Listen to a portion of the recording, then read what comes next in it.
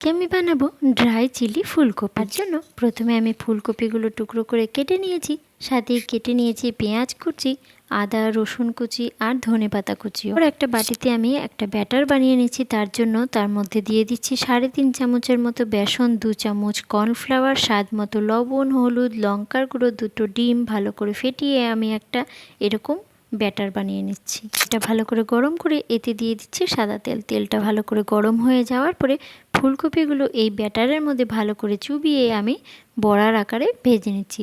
সবগুলো ফুলকপি আমি বড়ার মতো করে ভেজে তুলে নিয়েছি।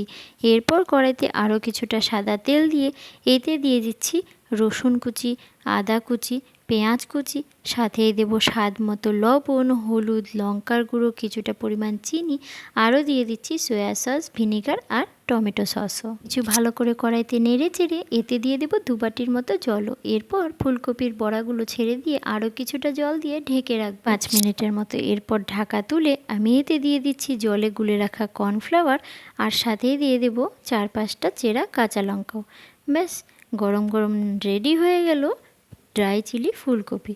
ওপর থেকে ধনেপাতা ছড়িয়ে পরিবেশন করার জন্য এটা পুরোপুরি রেডি।